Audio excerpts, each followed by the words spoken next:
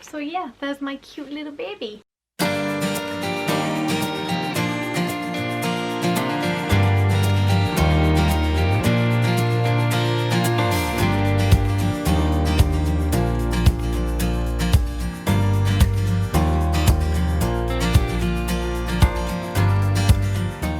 Hi guys, welcome back to my channel, or if you are new, I'm Holly and today we are doing my 11-week pregnancy update. So guys, as you know, I'm going to go through physical symptoms first, then I'm going to talk a little bit about mental health, I'm going to then tell you about the scan that we've had, and then at the end we are going to do a belly shot. Physical symptoms, I'm not going to lie, have been pretty much non-existent, like apart from some pelvic girdle pain and like it's on my inner hip, which has been really uncomfortable. Apart from that, like my sickness and my fatigue have been so much better, and I've been in like crazy nesting mode because I've been really trying to make the most of this newfound energy that I have. With the nausea going, I am now like, I have a definite increase in appetite and I'm loving food and just want to eat all the time, which is funny because I've actually still not gained weight. I think I told you a few weeks ago that I'd lost weight and then I'd actually put it back on, and now I've lost it again.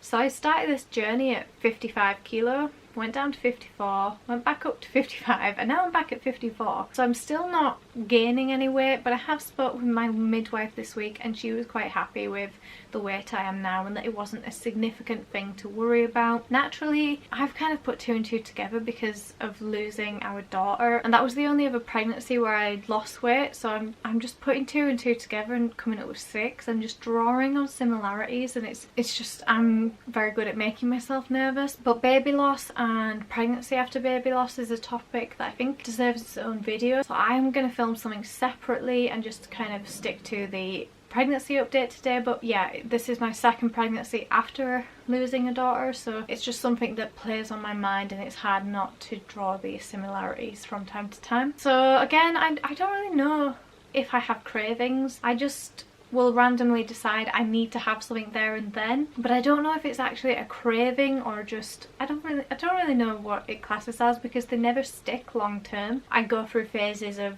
I really need this week, but then it changes the next week. I've not had any long-term cravings yet. This week though, earlier on in the week, my craving, if that's what you want to call it, was waffles with jam and squirty cream. The only awkward thing is because we're vegan, we can't buy like pre-made waffles anymore like we used to when I was a kid and just toast them.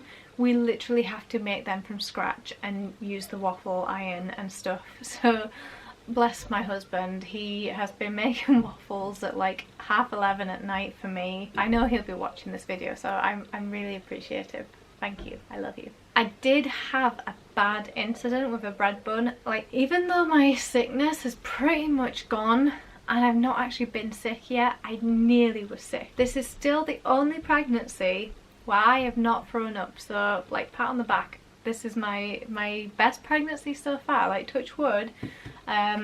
I haven't been sick yet. Basically what happened is I had a chip butty for my supper. So I'll just quickly explain because I don't know if everybody knows what chip butty is, especially some of my viewers are in America. A chip butty is just a like bread bun or a sandwich with like french fries or potatoes, like proper chips, like cooked chips. Yeah, it's just a chip sandwich basically. And yeah, the bread had gone off. So I'm really sorry if you can hear my kids right now. They've just got home from grocery shopping. I've had to refilm this video. I didn't like how I did it the first time, so I'm refilming it. But yeah, basically the bread had gone off. It wasn't moldy. You couldn't see that it was moldy, so it was deceptive.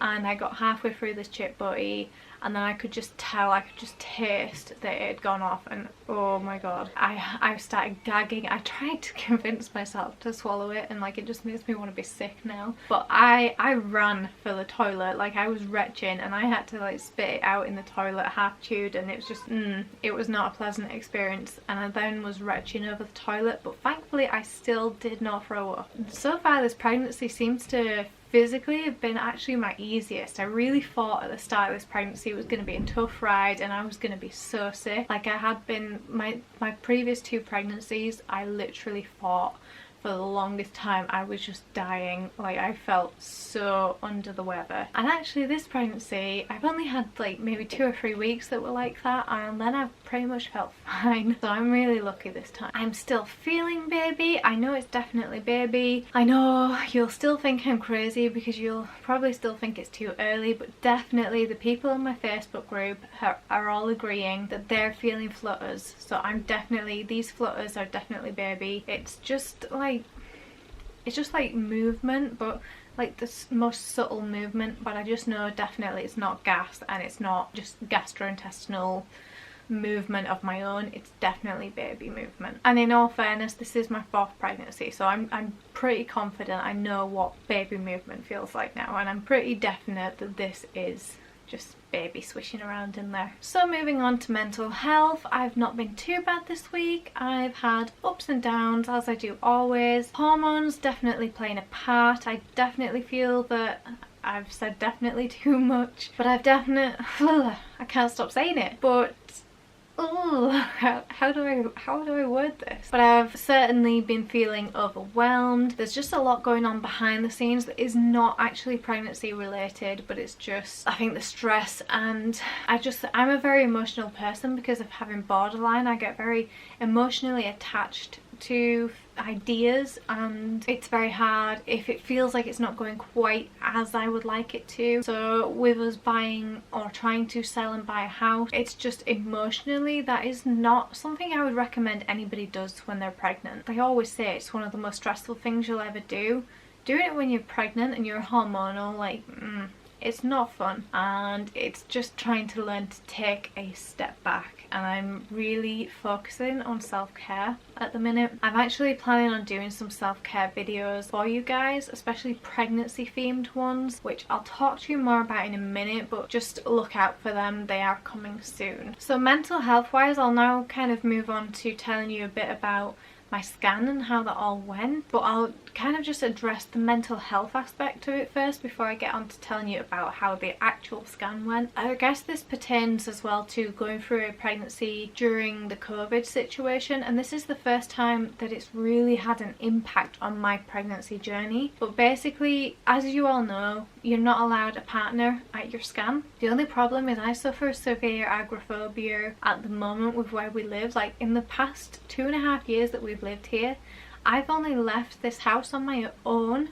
about 3 to 4 times, and that's in 2.5 years. Like, it's suffocating, but at the same time the outside world terrifies me and people terrify me, so I really can't communicate with other people. I can when we're in the appointment and it's that one-to-one, and I know that that appointment is, and that person is there to just talk to me and deal with me, but I can't deal with like asking for directions or like speaking with secretaries and stuff, or what are they called, receptionists. Like, even when we go to Starbucks, I don't order my drink, I just tell Fabian what I want and then he orders it for me. But basically with the COVID situation, so we were both wearing masks obviously, but because in this instance Fabian was coming as my carer, but they don't see it like that. They just think, oh, you're bringing a partner and that's that. So the receptionist was really rude to Fabian and said, oh, we're not doing that, you can't be here, and was so abrupt and rude, and then had the audacity to completely ignore him and speak directly to me and say, what's your name? I know that seems silly and it seems ridiculous that that would affect me,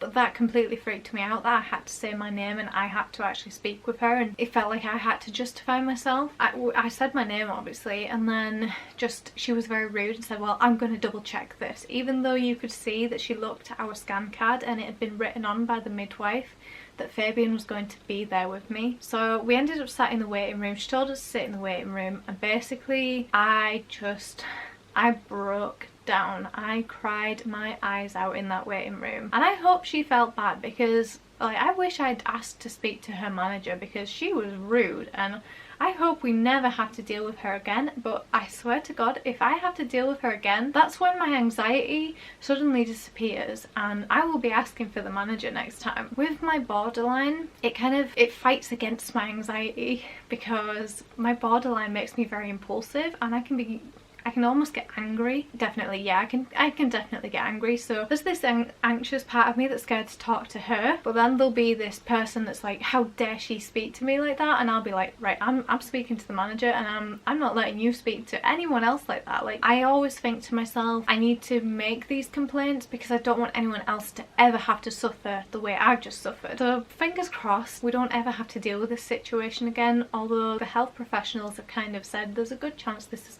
going to happen again and going to cause problems. Not that they don't want Fabian there and they know that he has to be there, it's just they've pre-warned us and said, look, it's probably going to keep happening. Anyway, it's really awkward. I don't know how many of you guys will have kind of realised this, but when you're wearing a bright pink face mask but you're crying, like, I was scared to take my mask off because I had tears running down the side of my nose, and basically I had mascara staining all of my mask, but I was too scared to take my mask off I didn't want to be told off. So I basically had a wet soggy mask that was mascara soaked, and the healthcare assistant was so nice and took us off into the room where the scan was going to be and helped me calm down and was really nice to me. And then the sonographer was so nice to us as well. She was actually my favourite sonographer in our last pregnancy, and I was so glad it was her. She was just really reassuring and spent so much time. Like, our scan probably took twice as long because she was so desperate to get us a good picture, and trust me, we got a lot of pictures.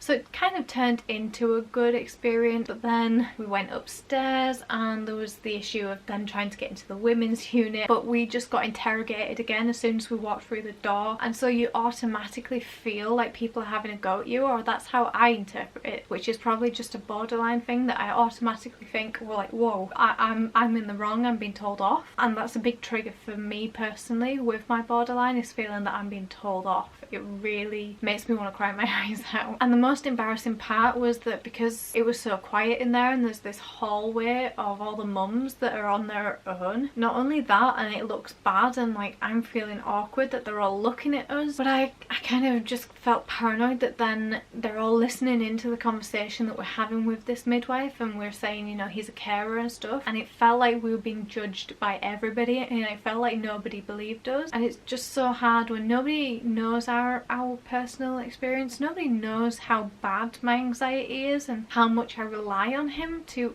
function day-to-day life. Like, he really is a carer in that aspect, and I really depend on him. But because I physically can walk and I can talk at times, people just think I'm fine, and it's really hard that there is this perception that people don't believe in invisible disabilities. But now I really want to try and move on to being a bit more positive, and I need to show you the scan pictures because this baby is adorable. It has the cutest little nose. Okay, so this is what I mean about I got a lot of pictures, and I guess maybe she took pity on me, which I'm pretty sure she did in my last pregnancy as well, that I didn't get charged for these pictures, but I'm pretty sure it's because I was hysterical crying my eyes out. I really appreciate it though, because it's just a nice little gesture when honestly scans terrify me, and they're not generally positive experiences for me, because even in my last pregnancy we ended up with intrauterine growth restrictions and Leilani stopped growing, so we still had issues. We've had 2 pregnancies now with really not great issues, and scans, everybody thinks scans are exciting, but for me personally they terrify me. But let me show you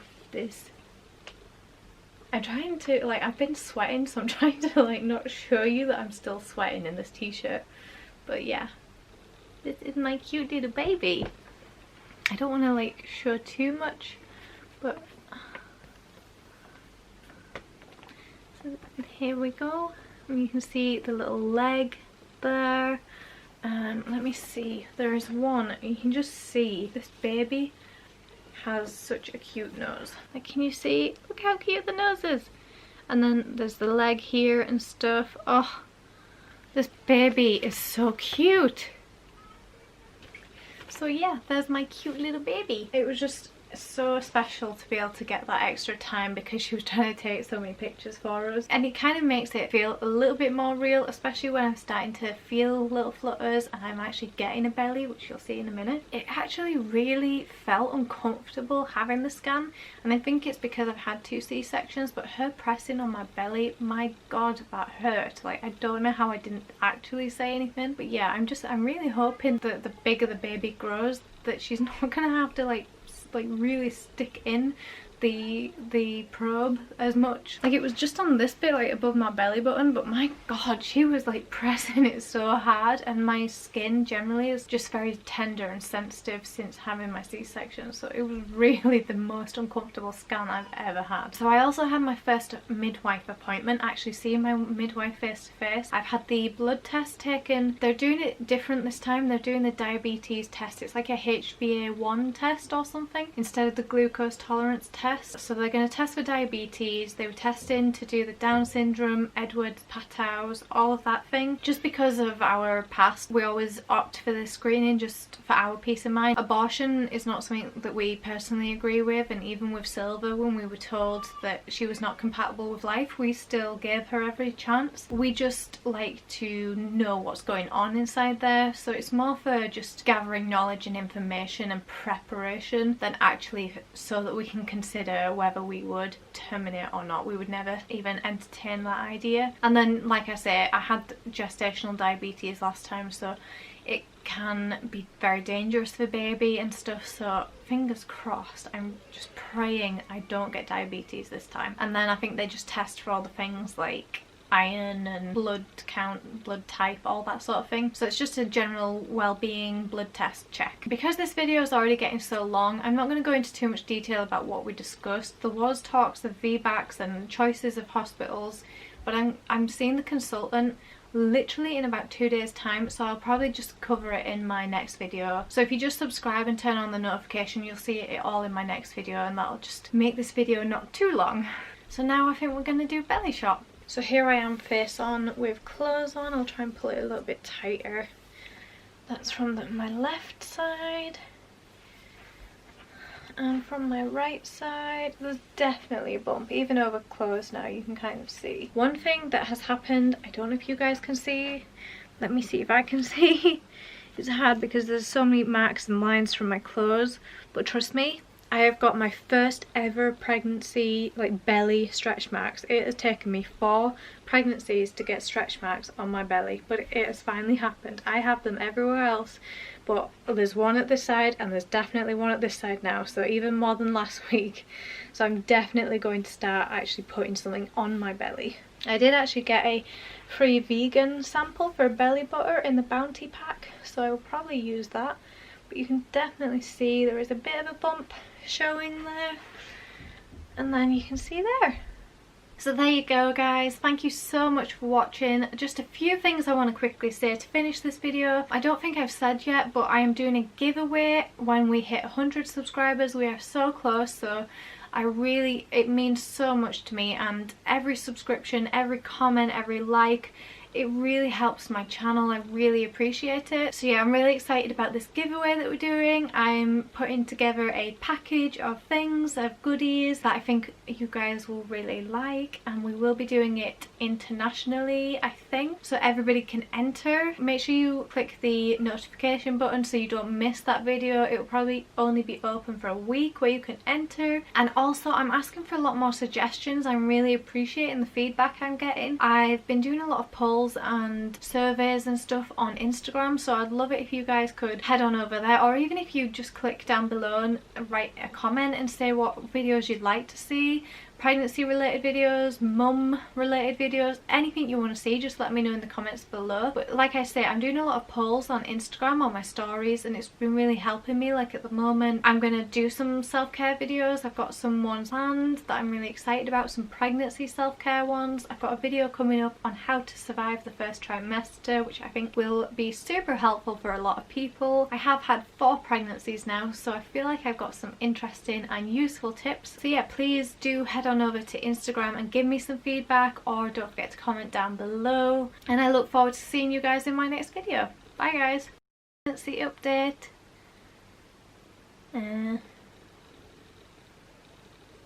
and where is the scan pictures? What have I done with what have I done with them? Just because I've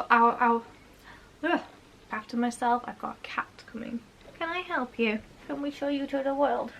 Are you my baby? There's cat hairs flying everywhere now. I'm so distracted because the cat's here. I don't know why. Oh, why are you distracting me? Oh, you're just so cute though. You're so cute. Yeah? Cat hairs. They're literally flying everywhere and they're... Oh, why is this video so long? I just want to refilm the whole thing. I'm gonna just refilm it.